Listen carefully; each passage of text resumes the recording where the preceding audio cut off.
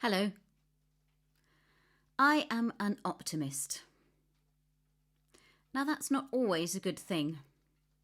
We tend to divide the world into optimists and pessimists, don't we?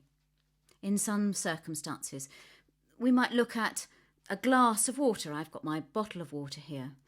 And the pessimists will look at that and say, well, it's half empty. And the optimists, like myself, will look at it and say, that's okay, it's half full. And we try and put a happy and joyous and positive spin on everything. I can hear myself encouraging my children. It's all right, it'll be fine, don't worry about it. And 9 times out of 10, that was the right thing to do. But sometimes we need to find something in us which is neither optimistic nor pessimistic. Because the danger of being a pessimist is that we can lose hope. And the danger of being an optimist is that we can deny real pain. We need to find the realist within us, the realist who looks at a glass and says, well, it is both half full and half empty. But the beauty of it is that it is refillable. There's a real need at this time to be a realist, to look at situations as they really are, and to wait with others in their pain. There's a story at the beginning of the story of Jesus, of the need to wait in pain, of not to be optimistic, to put a good spin on it. Jesus had been born as a baby, and the wise men, the Magi, had come to find this baby who was to be king.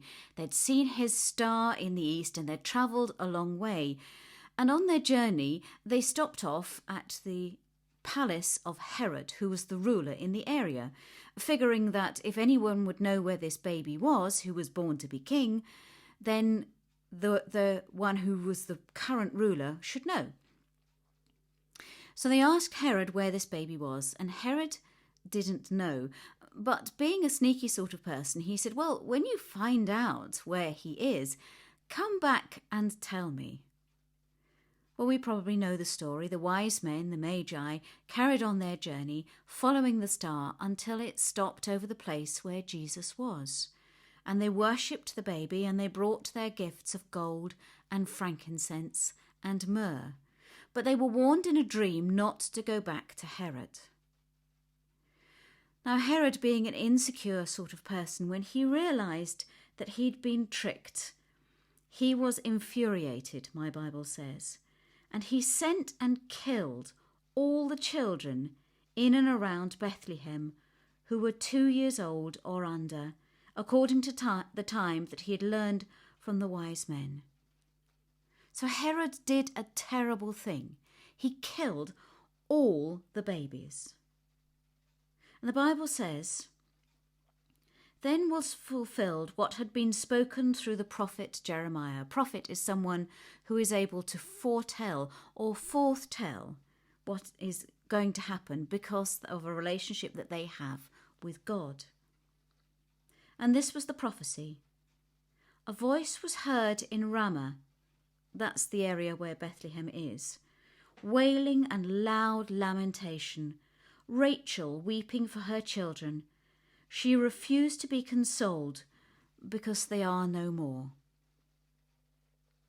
Now, Rachel was a character who had lived hundreds of years previously, so Rachel wasn't physically weeping and lamenting.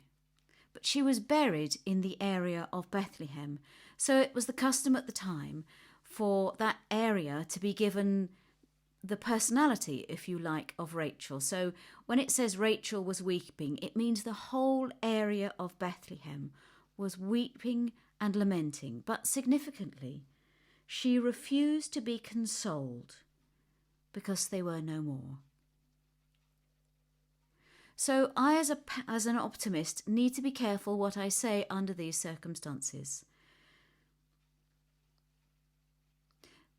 Nobody but the most insensitive would step into that situation and say, oh, it's all right.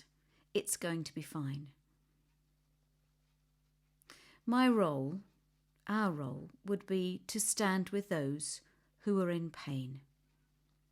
In fact, the Apostle Paul, when he wrote his letter to the church in Rome, said, "Rejoice with those who rejoice and weep with those who mourn." Step into the situation, get alongside people, and just be there for them. Be a realist. Be alongside them. There are many in the world today who are in pain.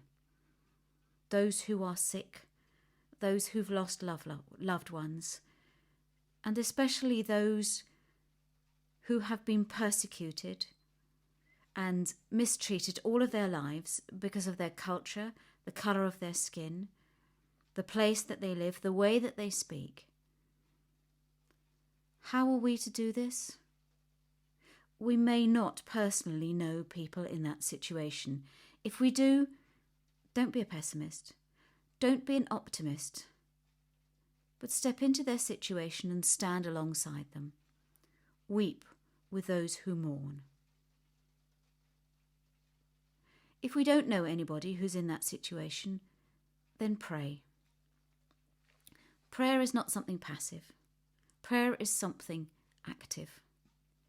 Prayer is something in which we engage with our heart and soul, our mind and our being. We have an example in Jesus.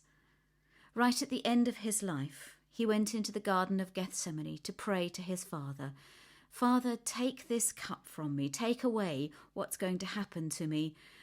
Yet," he said, "not my will, but yours." And the Bible says in Luke's Gospel, "In his anguish he prayed more earnestly, and his sweat became like great drops of blood falling down on the ground." This is how we should pray. Not just passively, please God, do nice things to nice people, but in anguish, using our whole mind and soul and heart and body, standing next to those who are in pain. We don't know what the future is for our world, but we do know that there is a place in it for us who know Jesus, and it's standing alongside those in pain. Keep safe.